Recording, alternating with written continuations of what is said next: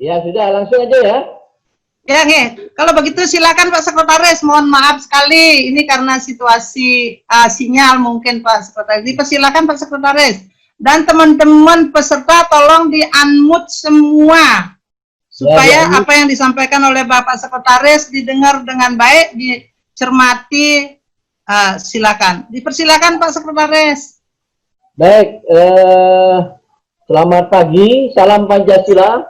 Salam Pancasila. Assalamualaikum warahmatullahi wabarakatuh. Pancasila salam. Yang saya hormati Bapak Kepala Balai Diklat Keagamaan Denpasar dan wilayah sekitarnya. Yang saya hormati para kasih, para suara, Katubat, dan JFU dan JFT lingkungan pendidikan Denpasar. Yang saya hormati saudari moderator Bu Nadi ya, dari rumah ya Bu. Selamat pagi. Selamat pagi, Bapak-bapak dan Ibu sekalian peserta diklat atau pelatihan jarak jauh yang hadir pada kesempatan ini yang saya hormati. Pertama, mari kita panjatkan rasa syukur kita kepada Tuhan Yang Maha Esa karena kita di pagi hari ini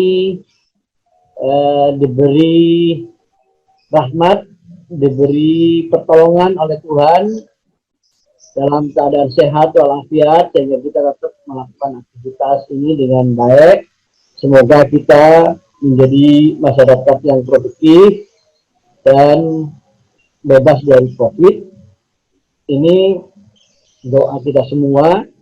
Ya, kalau kita aktif, terus selalu berpikir positif, selalu dinamis, nah, karena keaktifan dan kedinamisan itu akan menyebabkan imunitas kita meningkat sehingga kita terbebas dari COVID atau virus COVID ya, COVID-19 yang menjadi pandemi secara global.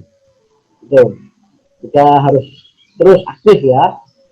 Yang kedua, semoga salawat dan salam selalu terlimpahkan kepada Nabi Muhammad SAW, Nabi yang menjadi teladan kita untuk umat Islam. Semoga kita bisa menyadari dan akhirnya mendapatkan syafaat dari baginda Nabi besar Muhammad SAW. Baik Bapak-bapak dan Ibu-ibu yang saya hormati, materi saya yang akan saya sampaikan pada kesempatan ini adalah pembangunan bidang agama. Itu screen-nya ada ya? Screen-nya Bu, ada. Kalau nggak ada, mari mau saya share gitu, tapi nggak bisa di sini.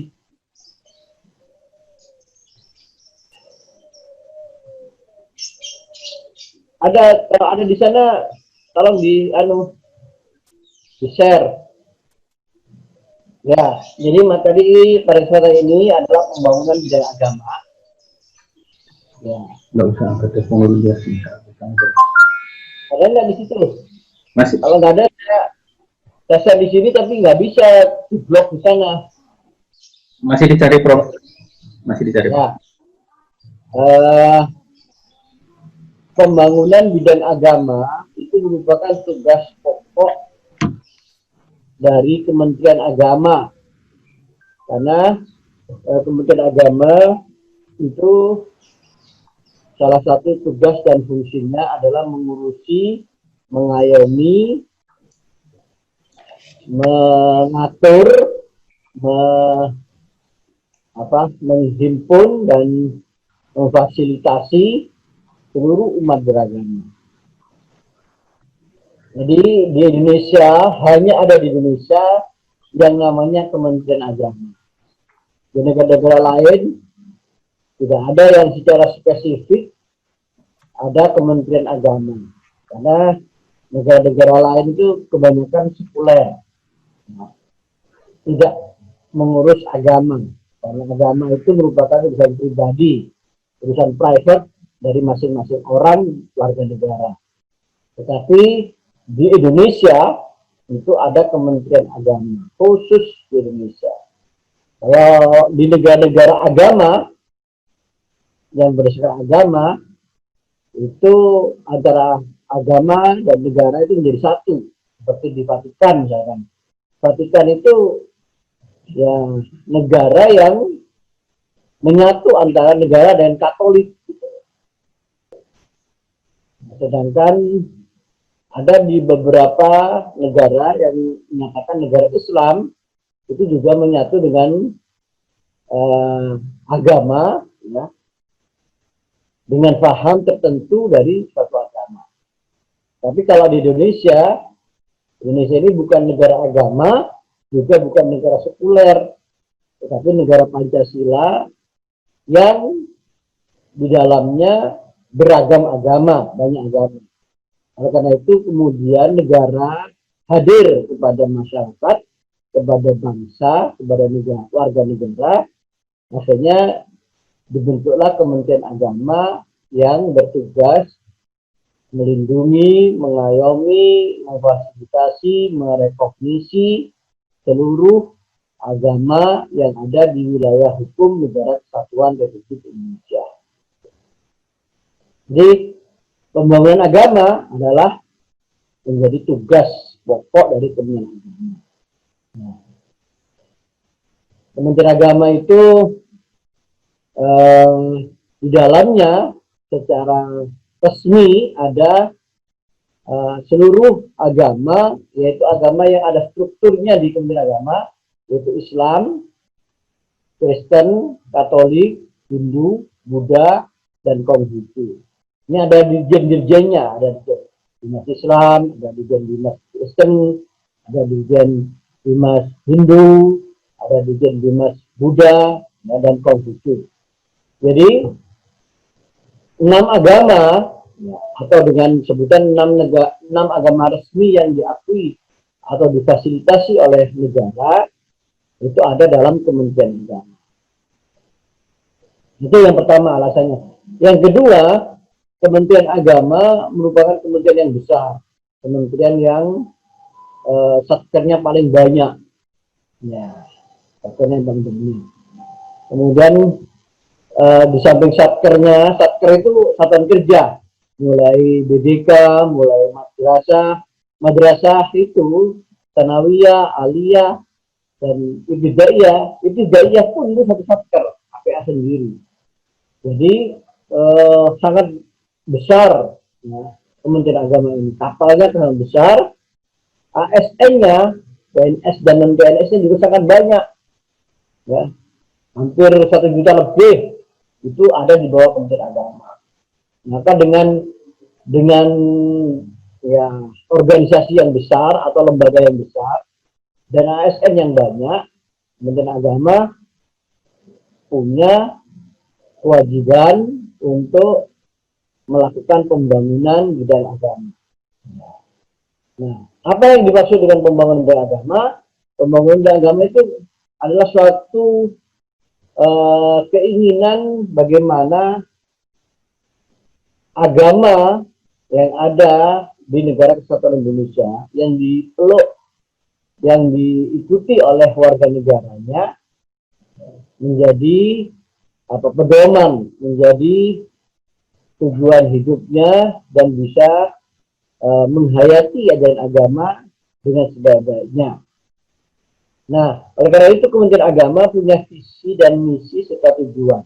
Coba perhatikan visi dan misi tujuan Kementerian Agama itu jelas-jelas ingin menciptakan masyarakat Indonesia yang saleh, moderat, cerdas, dan unggul. Itu visinya. Kemudian digabung dengan visi Presiden untuk mewujudkan Indonesia yang maju, berdaulat, mandiri, berkepribadian, berdasarkan gotong royong. Itu visi Presiden. Jadi itu visi. Visi itu adalah pandangan jauh ke depan. Ya, pandangan jauh ke depan atau cita-cita yang ingin dicapai dalam waktu yang panjang, yaitu membangun masyarakat yang saleh, Saleh itu apa? Saleh itu ya beriman, bertakwa, berakhlak mulia, ya, dan apa berkualitas baik secara ekonomi maupun secara sosial, itu saleh. Nah, moderat, moderat itu artinya apa? Beragama yang selalu berada di posisi tengah, tidak terjebak kepada ekstremitas, sehingga antara umat beragama dengan sesama agama yang lain atau dengan sesama manusia, dengan alam semesta, itu terjadi harmoni, itu moderat. Cerdas, itu cerdas, pintar, ya, punya keunggulan, berkualitas. Dan unggul itu tentu berada posisi yang di atas rata-rata, di atas standar itu unggul, yang mana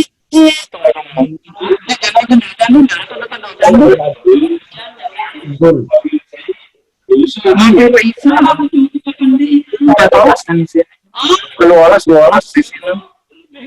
Ya, Jangan utama mobil Faisal. itu bilang kalau di Apa bawa hobinya na selatan mereka mampu makna.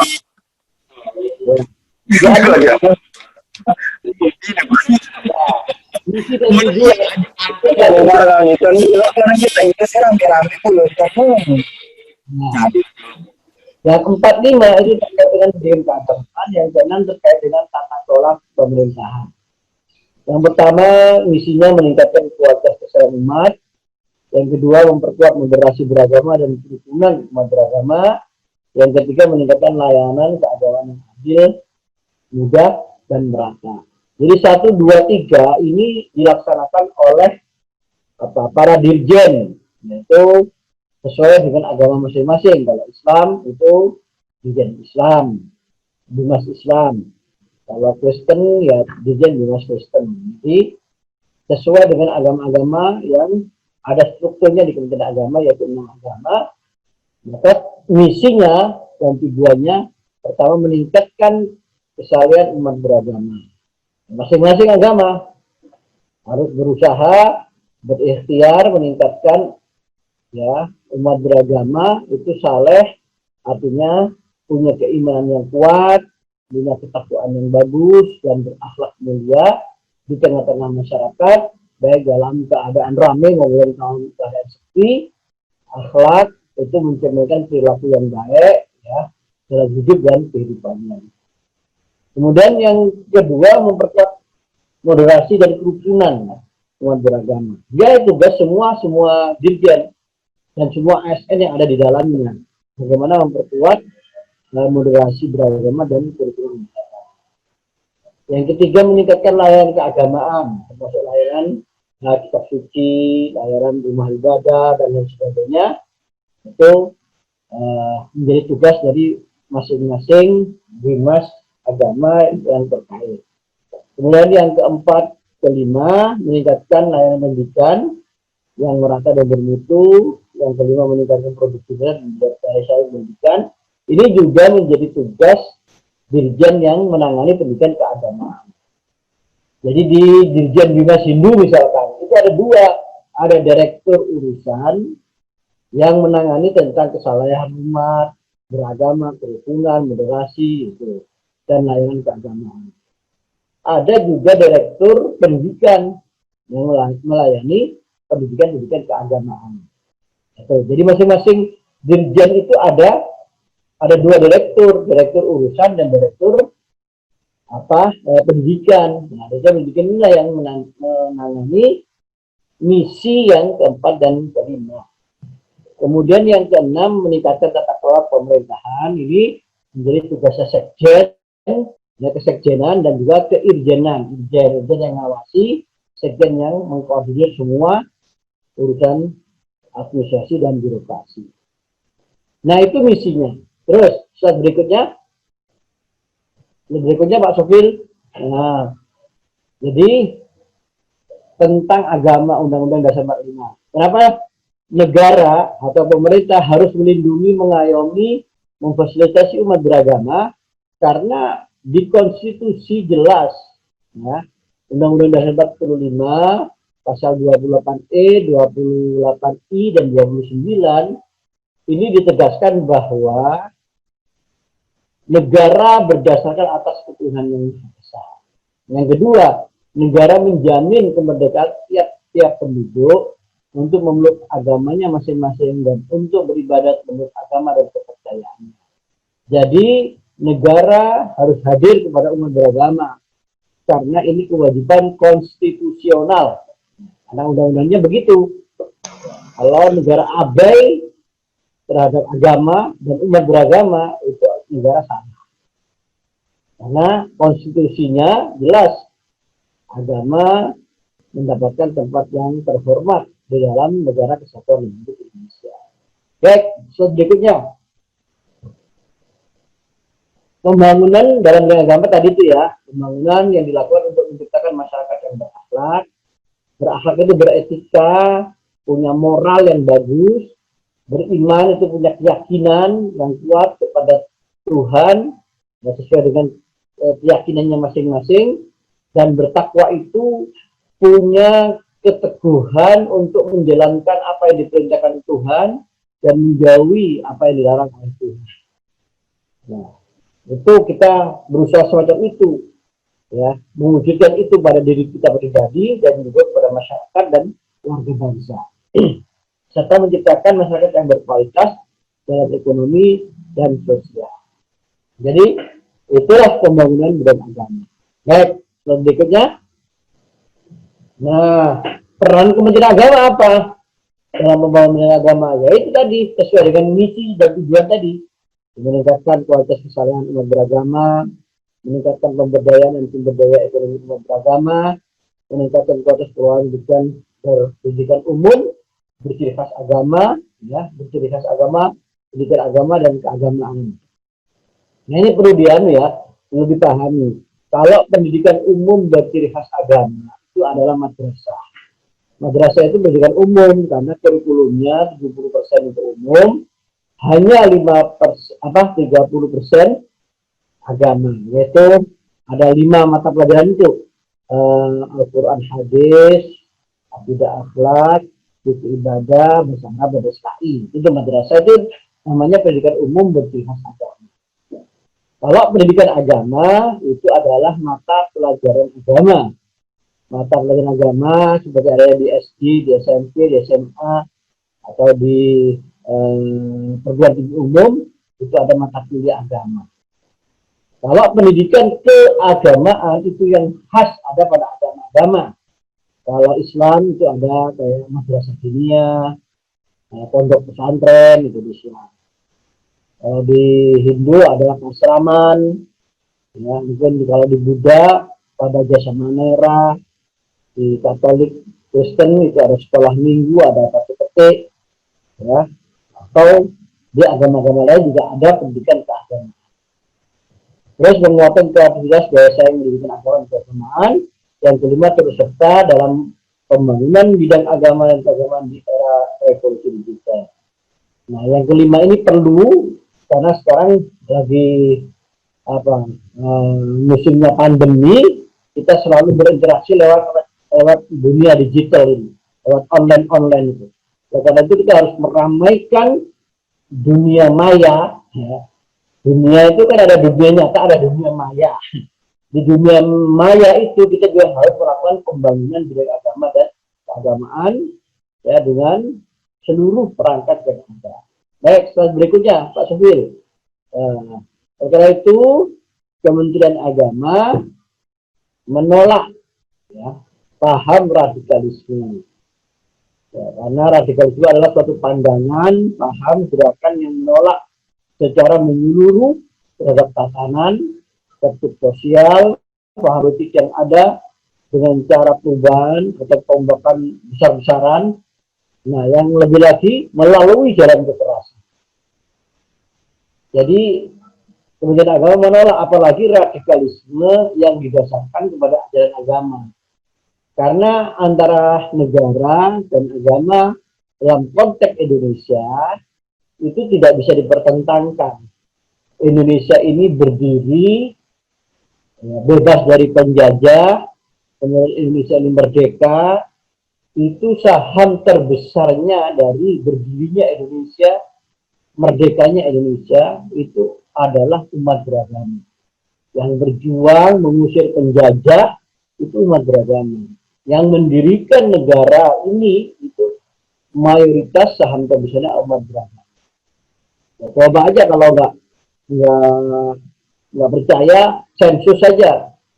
Kuburan-kuburan Taman Makam Pahlawan itu dari Aceh sampai Papua itu semua adalah kuburannya, makamnya para tokoh-tokoh agama, para pejuang-pejuang bangsa. Jadi sudah sepakat kita, ayo kita hidup rukun, ya, walaupun berbeda agama, berbeda suku, berbeda pulau, berbeda bahasa, kita sepakat untuk mendirikan negara Indonesia, memerdekakan Indonesia, hidup berdampingan, ya, maka berdirilah kemerdekaan Indonesia. Maka berdirilah negara Indonesia. Itu sudah ada kesepakatan. Maka kalau ada gerakan-gerakan radikalisme yang ingin merubah tatanan ini didasarkan kepada doktrin agama, itu salah. Karena para pendiri bangsa ini juga tokoh-tokoh agama, pejuang-pejuang agama. Sehingga mereka sudah sepakat kita hidup berdampingan walaupun beda agama, bahasa, pulau, suku, ras, golongan, ya, tapi kita bersatu dalam negara kesatuan Republik Indonesia. Itu yang menjadi kesepakatan kita bersama. Maka radikalisme tidak ada tempat lagi, ya, di negara kesatuan Indonesia. Baik, slide berikutnya. Nah, untuk itu Kementerian Agama mempunyai program yang namanya moderasi beragama. Jadi moderasi beragama, moderation itu jalan tengah atau sikap tengah. Jadi beragama itu berarti orang yang memeluk agama, orang yang memahami ajaran agama, orang yang mengemban ajaran agama. Jadi ketika beragama, memeluk agama, memahami ajaran agama, yang mengamalkan ajaran agama, itu harus berada di garis moderasi, di jalan tengah atau sikap tengah.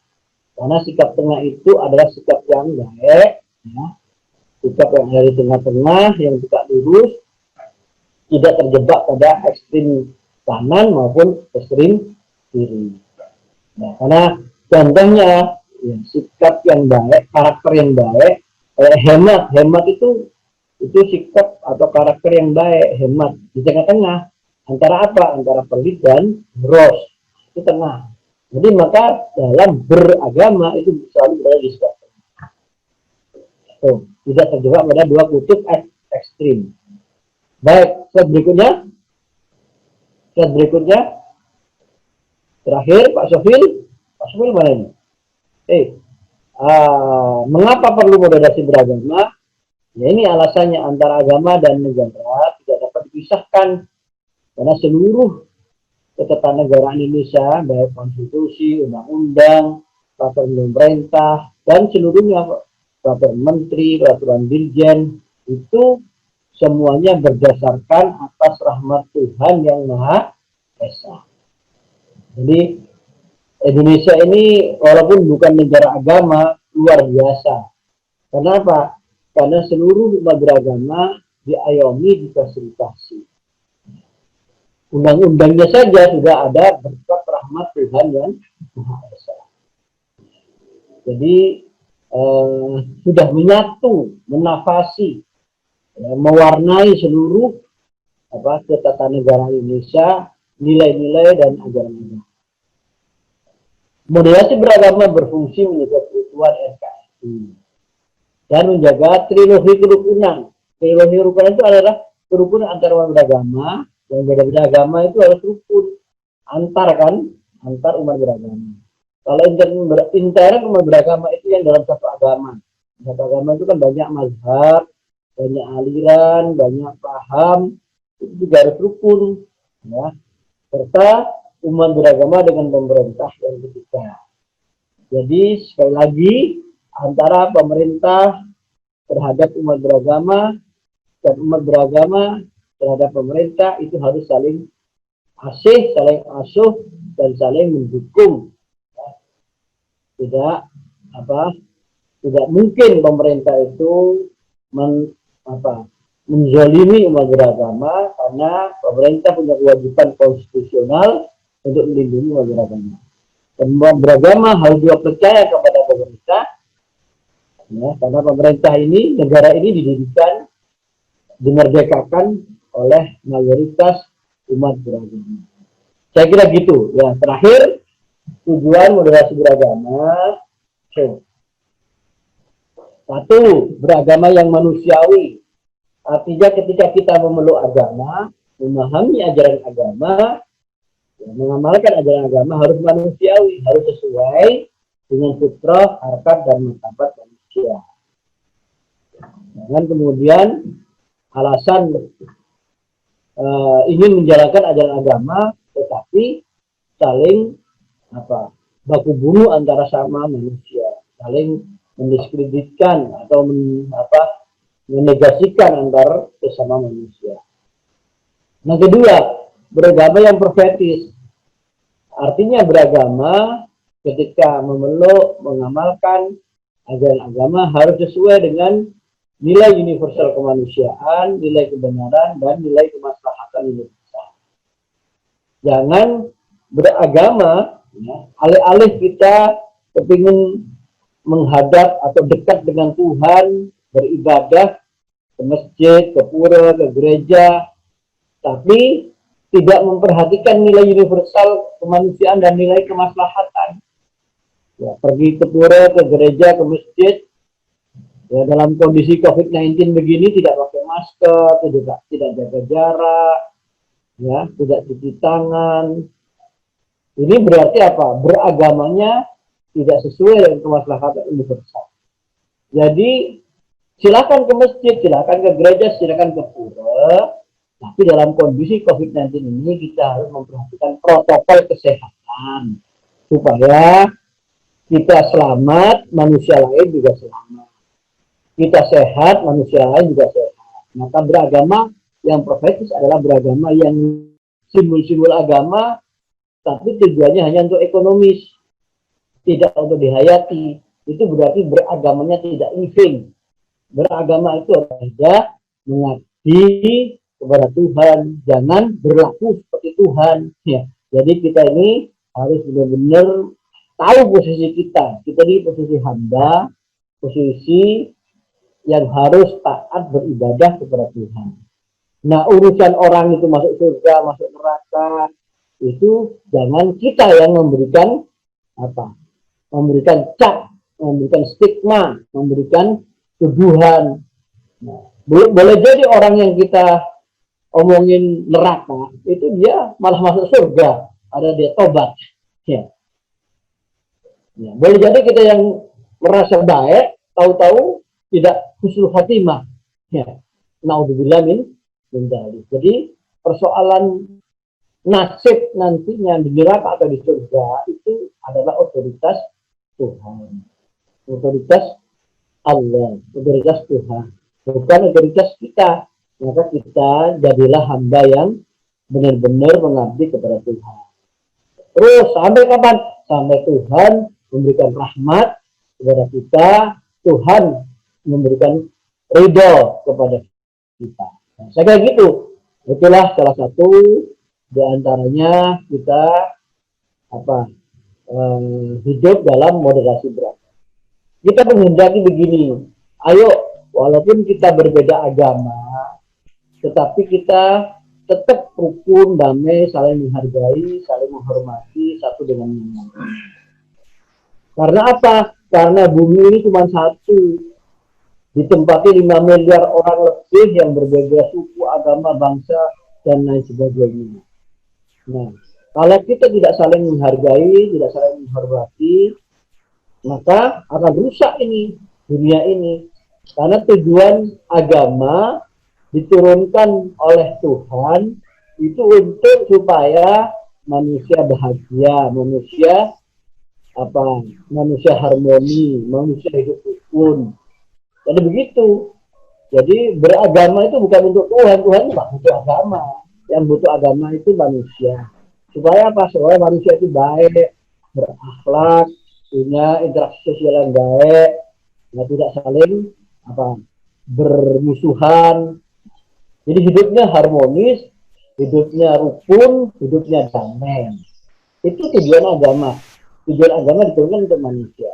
Maka menurut manusia saat memeluk agama, walaupun berbeda-beda agama, ayo kita berlomba-lomba dalam kehidupan. Ayo kita berlomba-lomba menciptakan dunia ini yang damai. Ayo berlomba-lomba kita menciptakan suasana yang harmonis dan damai. Karena dunia ini cuma satu. Tanpa harus mencampur aduk ajaran agama. Ya, ini udah keyakinannya masing-masing. Kita hidup saling menghargai, menghormati. Nah itu, ya, supaya jangan karena ingin menguasai. Kalau Tuhan berkehendak satu dunia ini, satu agama, itu juga bisa Tuhan itu. Ya, Tuhan kan maha kuasa. Tapi Tuhan menciptakan memang beda-beda. Coba, ayo kita saling menghargai, menghormati. Ayo kita berlomba-lomba dalam kebaikan. Itu yang terpenting itu. Ngapain kita kemudian berebut yang tidak jelas, ya, akhirnya membuat kerusakan di muka bumi. Saya kira itu yang tidak kita inginkan. Terima kasih. Mohon maaf apabila ada salah kata atau kekurangan apa yang saya sampaikan. Sampai di sini. Wassalamualaikum warahmatullahi wabarakatuh. Ya, silakan. Terima kasih kepada Bapak Sekretaris. Maaf, Bapak Sekretaris, boleh kira-kira di antara peserta ada yang bertanya? Ya, maksimal 3 orang, Pak Sekretaris. Boleh nggih? Ya, boleh. Oh, nggih. Terima kasih kalau seperti itu. Bapak Ibu peserta, kita tadi telah mendapatkan materi dari Bapak Sekretaris, yaitu pembangunan dalam bidang agama. Di antara materi, maaf Bapak Ibu, tolong suara anak-anaknya jangan sampai keras ya. Bapak Ibu peserta, tadi sudah saya izin sama Pak Sekretaris. Di antara Bapak Ibu mungkin ada yang ingin bertanya terkait dengan pembangunan dalam bidang agama. Dipersilakan. Ya, Pak Muhammad Isnainin. Mujib. Satu. Ya, Muhammad Isnainin Ibu dari Junaidin. Mujib. Muhammad Mujib. Isnainin dulu ya. Ya. Isnainin. Baik. Terus langsung Pak Mujib. Junaidin. Junaidin. Lagi satu. Pak Mujib dia. Oh iya. Ini Bu. Silakan Pak. Ya, baik, silakan. terima kasih. Siapa? Assalamualaikum warahmatullahi Oh ya Pak wabarakatuh. Muhammad ya. Ya. Silakan Pak. Alhamdulillah tadi kami sudah mendengarkan materi yang sudah disampaikan oleh Bapak Profesor. Di sini saya tertarik terkait dengan radikalisme. Pertanyaan saya, sejauh ini apa upaya yang sedang dilakukan oleh Kementerian Agama sendiri? Sudah Pak. Ya. Iya. Satu-satu ya. Lanjut Pak Junaidin. Baik. Terima kasih Pak Muhammad. Bismillahirrahmanirrahim. Assalamualaikum warahmatullahi wabarakatuh. Selamat pagi ya. Salam hormat Pak Prof. Ya. Hormat, izin ya. Assalamualaikum warahmatullahi wabarakatuh. Baik, bicara tentang tugas dan fungsi Kementerian Agama, saya kira cukup luar biasa mengayomi, mengatur, dan menghimpun seluruh umat beragama. Ada yang menarik di situ Pak Prof. Bicara visi misi kita adalah moderat, saleh, cerdas, dan unggul. Ya, saya mungkin tidak jauh beda dengan pertanyaan dari teman tadi yang pertama. Gerakan moderat ini, dan itu merupakan sebuah keunikan kita di Indonesia ini, karena mau tidak mau ya keberagaman kita juga harus diakui, baik dari suku, agama, dan lain-lain sebagainya. Tapi Pak Prof, omong moderasi beragama ini, kalau bicara kita sekarang ini mungkin saya kira kita sudah paham. Tetapi ada satu hal yang menarik, bagaimana penyelamatan generasi kita ke depan ini. Dalam hal ini tindakan konkret kita, Kementerian Agama di dalam dunia pendidikan Pak Prof, kita sebagai guru ini mesti harus memberikan sejenis kurikulum atau sejenis materi yang dapat membedakan antara gerakan kiri dan gerakan kanan. Nah, ini Pak Prof. Karena kekhawatiran kita juga adalah di era digital yang luar biasa ini, karena anak-anak ini dibatasi oleh waktu mereka berada di sekolah, kemudian membaur dengan masyarakat, tentu mereka juga membaca berbagai berita di media sosial. Nah, ini yang perlu harus kita pikirkan Pak Prof. Nah, ini langkah konkret apa yang mesti harus kita, baik kami sebagai guru di madrasah ini ataupun guru umum, yang mesti harus kita antisipasi terhadap hal ini. Saya kira ini saja mungkin, mohon penjelasan Pak Prof terkait hal ini. Sekian, saya akhiri. Assalamualaikum warahmatullahi wabarakatuh. Terima kasih. Pak Sekretaris, lagi satu supaya sekalian Bapak memberikan jawaban. Pak Mujib silakan. Ya. Assalamualaikum warahmatullahi wabarakatuh. Ya, selamat pagi. Yang terhormat Pak Prof Islam Yuski, yang terhormat dan yang berbahagia panitia dan para peserta, salam sejahtera untuk kita semua. Terima kasih, luar biasa pagi yang cerah ini kita dicerahkan oleh Pak Prof Islam dengan pola pikir dan visi misi dari Kemenak yang luar biasa.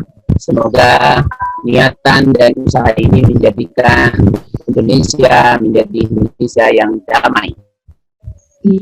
Sebenarnya kalau kita telusuri berkaitan dengan perdamaian dan kedamaian antara masing-masing pemeluk agama, saya salah satu pemeluk agama Islam yang berada di lingkungan kebanyakan non-Islam.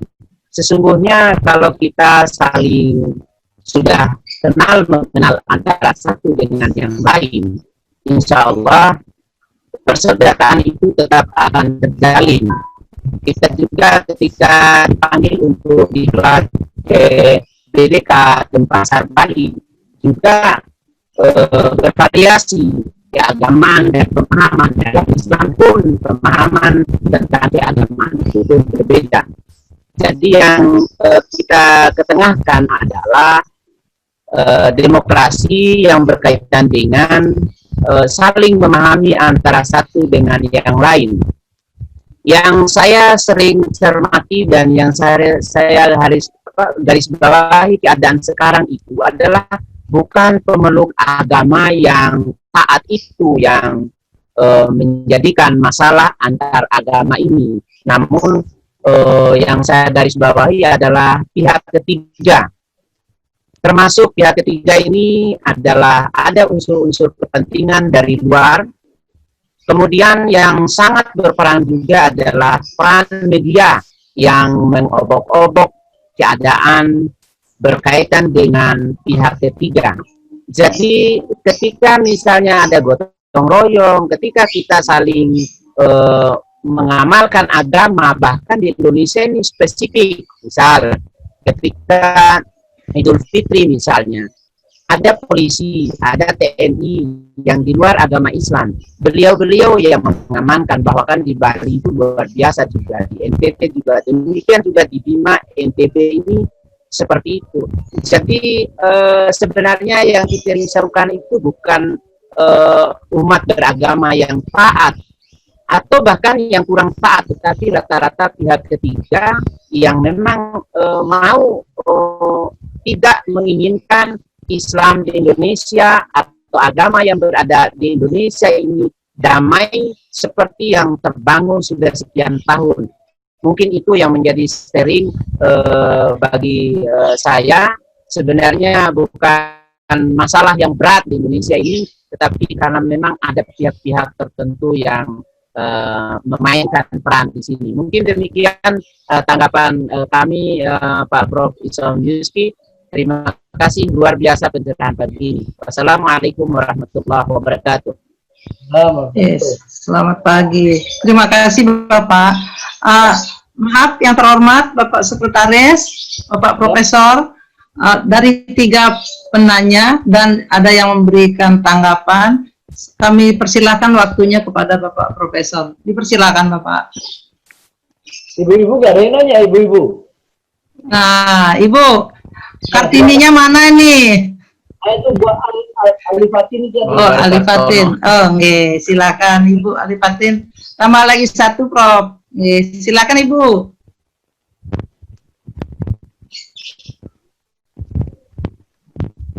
Cepat, singkat ya. Nggak dengar suaranya itu. Suaranya nggak kedengaran Ibu. Dulu sekali.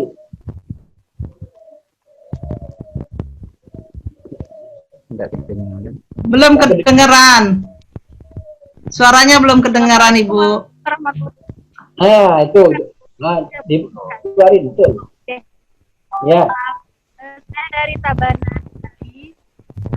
Saya ingin menanyakan Pak, bagaimana sikap kita apabila ternyata di daerah kita terdapat radikalisme beragama. Sedangkan dari pihak kita ini sudah menahan dan juga sudah sabar. Tekanan-tekanan dari pihak lain sehingga membuat tolong. Assalamualaikum warahmatullahi wabarakatuh. Ya, udah. Sudah Bu. Oke, sudah. Oke, sudah Pak Profesor, dipersilakan Pak. Ya, suaranya mohon maaf kurang terdengar itu. Ya, tapi saya menangkap sedikit lah. Baik, Bapak dan Ibu-ibu, dari pertanyaan dari Pak Sunainin, Pak Mujib, dan Pak Junaidin, serta Ibu Alifatin, ya, saya jawab saya rangkum semuanya jawabannya. Begini, upaya Kementerian Agama dalam menolak paham radikalisme, diantaranya yang sudah dilakukan, Kementerian Agama melakukan pembinaan kepada seluruh ASN Kementerian Agama dan seluruh masyarakat dengan melakukan diklat-diklat moderasi beragama. Nah, diklat moderasi beragama, diklat revolusi mental, ini sudah di semua BDK dari Aceh sampai Papua, itu kita sudah melakukan diklat-diklat itu. Supaya apa? Supaya mengajak kepada seluruh umat beragama, ya, tidak terjebak kepada paham ekstrim yang menghadap-hadapkan agama dengan negara. Yang kemudian di antara umat beragama ada kecurigaan, ada saling curiga, saling menuduh dan seterusnya. Nah, dengan aliran diklat-diklat moderasi beragama, diklat revolusi mental dan lain sebagainya, kita mengajak supaya kita sadar bersama bahwa kita ini hidup di negara kesatuan Indonesia, ya, yang bineka tunggal ika, yang berbeda-beda, tapi kita tetap satu. Betul ya, banyak upaya, termasuk pembinaan kepada mantan-mantan terorisme dan radikalisme yang ada. Tapi perlu saya ingatkan, yang paham radikalisme dan terorisme itu tidak hanya di agama Islam. Di agama-agama lain ada juga yang radikalisme dan terorisme. Jadi sekali lagi pemerintah tidak hanya memberlakukan kepada umat Islam. Jadi seluruh paham radikalisme dan terorisme yang berlawanan dengan negara kesatuan Republik Indonesia, baik itu berdasarkan dengan argumentasi keagamaan maupun berdasarkan dengan alasan-alasan lain, ideologi lain, itu tetap ditolak oleh Negara Kesatuan Republik Indonesia. Maka negara kan membuat BNPT, Badan Penanggulangan Terorisme dan lain sebagainya. Itu tetap kita kerjasama. Nah, kemudian agama kita kerjasama dengan badan-badan itu. Itu beberapa yang telah dilakukan oleh Kementerian Agama. Nah, jadi masih banyak lagi yang dilakukan, ya, karena masing-masing dirjen itu punya kegiatan masing-masing, punya agenda masing-masing, yang pembinaan kepada umatnya masing-masing. Itu. Kemudian dari Pak Junaidin, bagaimana kita menyelamatkan generasi murid-murid kita, generasi muda, generasi milenial, generasi Z, generasi Z, generasi Alpha, dengan kondisi yang semacam ini, di era disruption, era yang penuh informasi yang kayak tsunami, ya, di medsos, di Twitter, di Facebook yang sudah sangat luar biasa. Bagaimana kita menyelamatkan anak-anak kita, gitu kan?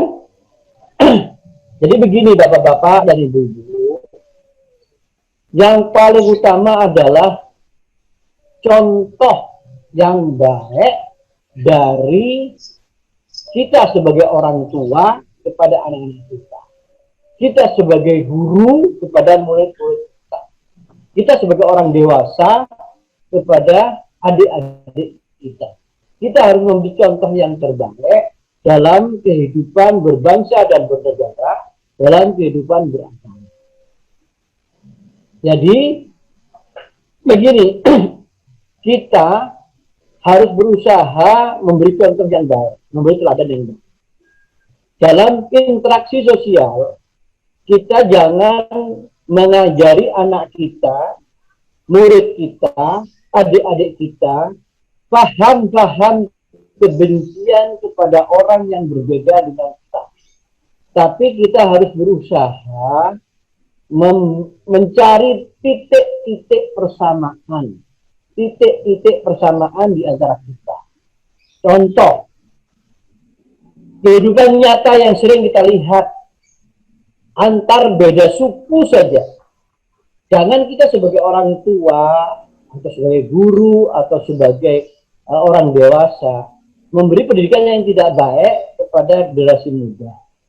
Contoh, ya, saya orang Jawa, terus Anda orang Bali, Anda orang Bima, Anda orang Lombok. Jangan kemudian beda suku ada generalisasi. Jangan bergaul dengan orang Bima gini. Jangan dekat-dekat dengan orang Jawa. Nah, yang begitu-begitu itu ada generalisasi yang akhirnya menjadi sekat di antara kita. Ya, kan gini, kadang-kadang ada guyonan-guyonan yang guyonan itu akhirnya digeneralisasi, dipukul rata. Jangan dekat-dekat orang Jawa. Orang Jawa itu beda di depan, beda di belakang. Yang jelas-jelas itu selalu diindoktrinkan kepada anak-anak. Jangan dengan orang Papua. Orang Papua itu kulitnya, beda kulit aja dibeda-bedain. Kulitnya hitam gitu. Jangan mengeneralisasi nilai yang tidak baik, karakter yang tidak baik kepada suatu kelompok. Ini seringkali ada generasi semacam itu. Nah, itu yang membuat sekat dan tidak baik. Itu suku. Belum lagi beda bahasa, belum lagi beda agama. Tapi apa maksud saya?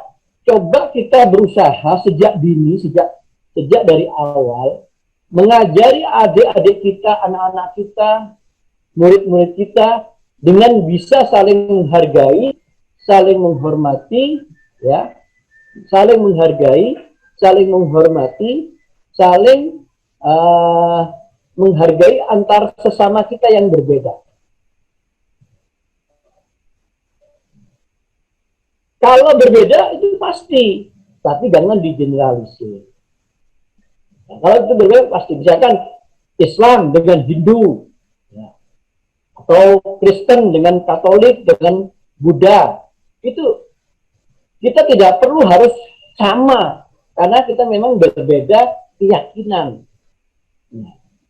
Berbeda keyakinan, apalagi kemudian berbeda suku. Tapi yang terpenting saling memahami, saling menghargai, saling menghormati. Itu. Jangan kemudian saling meledek, saling menghina satu dengan yang lainnya, atau saling curiga. Yang menjadi pangkal masalah itu karena apa? Saling mencurigai, saling menuduh, tidak ada kepercayaan satu dengan yang lainnya. Ya, itu. Misalkan Islam curiga dengan Hindu, Kristen curiga dengan Islam, dan seterusnya. Nah, kecurigaan, saling menuduh, saling mencurigai, tidak saling memahami, tidak saling menghormati, dan tidak saling menghargai, inilah yang menjadi pangkal. Nah, kita harus bisa melatih. Ya. Kadang-kadang ini kan pendidikan dari orang dewasa yang kadang-kadang tidak baik kepada anak-anak.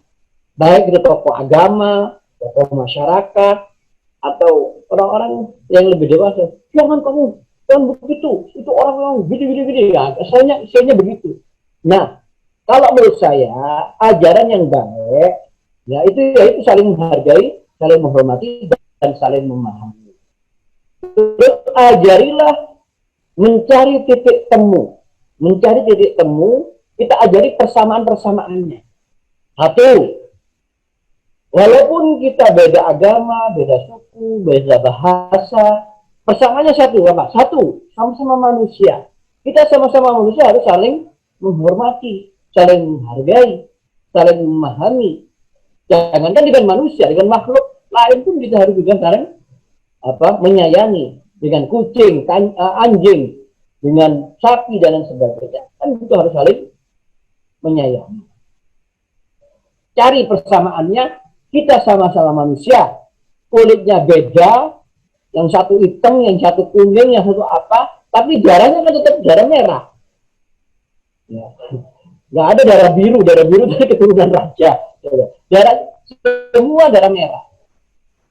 Pahami kita akan kesamaan kita sebagai manusia, supaya kita bisa saling menghargai. Walaupun kita berbeda agama, berbeda bahasa, berbeda suku, berbeda daerah, berbeda pulau. Kan kita sudah sepakat hidup di dunia dengan sama-sama sebagai manusia. Dua, pahami kesamaan bahwa kita sama-sama warga negara Indonesia yang diikat dengan Negara Kesatuan Republik Indonesia. Pahami itu, kan kita sepakat. Orang tua kita, pendiri bangsa, pejuang-pejuang itu sudah sepakat. Ayo kita hidup berdampingan, damai, ya, saling gotong royong, ya. Tidak boleh saling mencurigai. Ayo kita berlomba-lomba bagaimana mengisi kemerdekaan ini, mengisi Indonesia ini menjadi bangsa yang bermartabat, bangsa yang berdaya saing, bangsa yang maju, kan begitu. Jangan kemudian dipecah belah. Wah, itu orang Jawa. Wah, orang ya biasanya begini. Itu di medsos, di macam-macam itu karena ada kepentingan yang membonceng di belakangnya. Ada kepentingan mau pilkada, mau pilwali, pilpres, ya, pilpres. Ingat pilpres kemarin. Pilpres kemarin kan hampir mau pecah negara kita ini. Dengan isu-isu yang dibonceng, padahal hanya pemilihan presiden. Tapi akhirnya apa? Happy ending. Pak Jokowi dan Pak Prabowo bersatu. Akhirnya Pak Jokowi jadi presiden, Pak Prabowo jadi menterinya. Terus kita ngapain gitu ribut-ribut itu? Itu dibohong-bohongin pada orang yang cari uang aja jadi kepentingan-kepentingan itu. Jadi menurut saya disitulah kita harus menjadi masyarakat yang cerdas. Masyarakat yang cerdas, yang unggul, bisa memilah dan memilih. Jangan karena kita emosi, karena biasanya itu propaganda, ya biasanya dari pemilihan pilwali, pilpres, pokoknya politik ngaruh, itu biasanya mengorek-ngorek, membangkitkan emosi. Nah, kalau kita lebih dominan emosi kita, bukan rasio yang didahulukan, itu kita gampang terpengaruh. Gampang terpengaruh. Coba pakai akal, pakai rasio, sehingga bisa memilah dan memilih, sehingga kita tidak terjebak kepada kepentingan-kepentingan emosional. Ingat persamaan kita sebagai manusia, persamaan kita sebagai warga negara Indonesia, persamaan kita ingin membangun Indonesia yang maju, persamaan kita sebagai bangsa yang satu. Nah, itu yang harus ditanamkan. Nah, jadi kalau hal-hal yang tidak substansial, tidak inti, itu didengung-dengungkan, itu tentu nggak produktif. Misalkan, ya, ada orang NTT ketemu dengan orang Bima.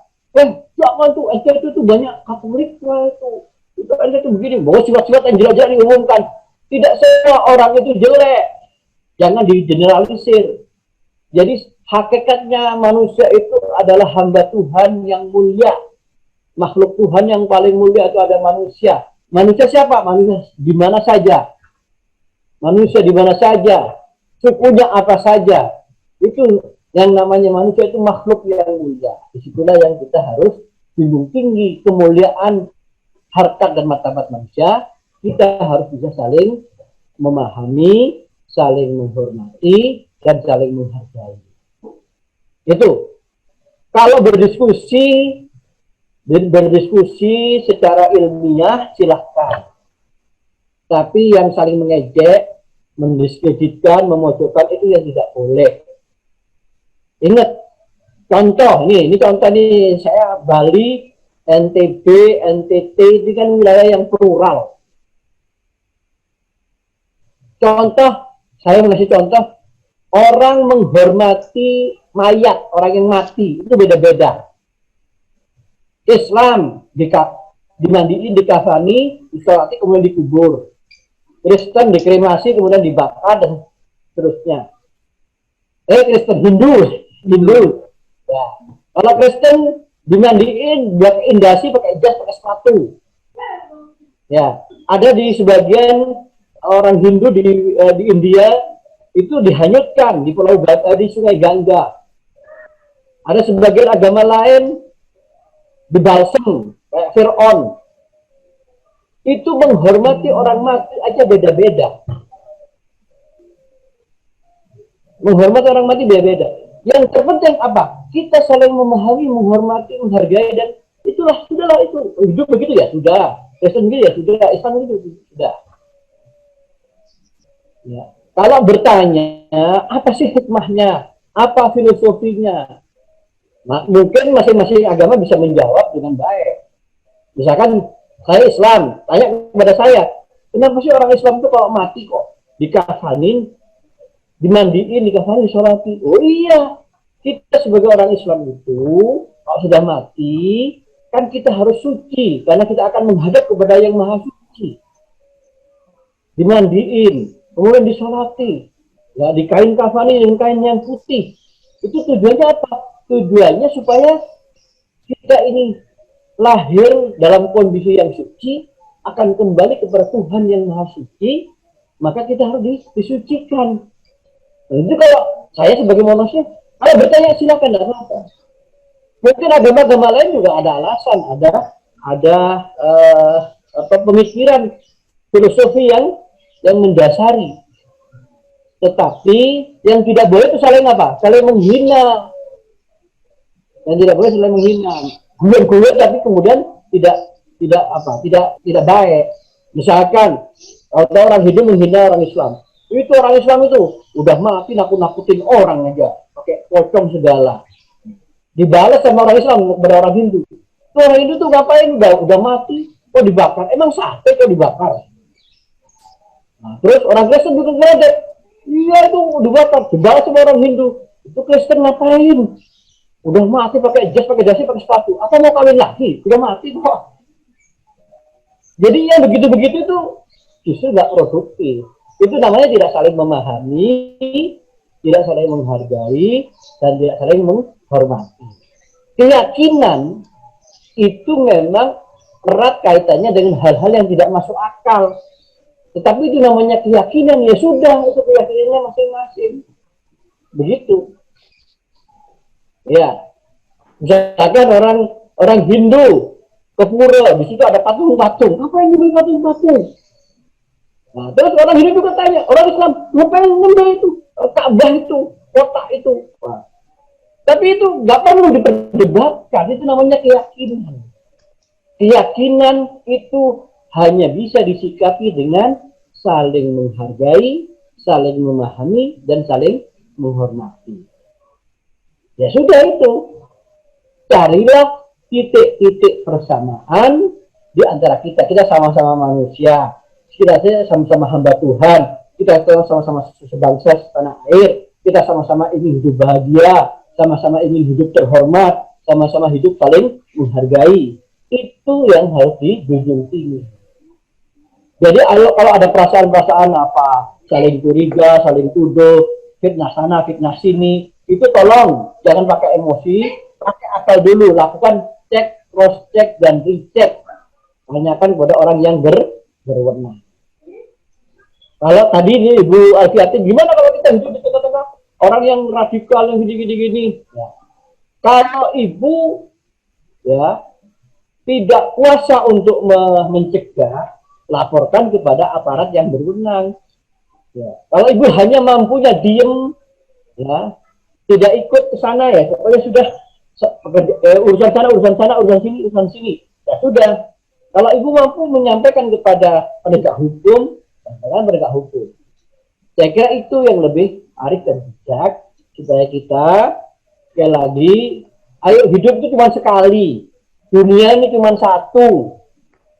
Kita sama-sama manusia, hidup bareng-bareng, malah berlomba-lomba dalam kebaikan. Ya, apa sih legasi kita? Apa yang kita wariskan kepada anak cucu kita?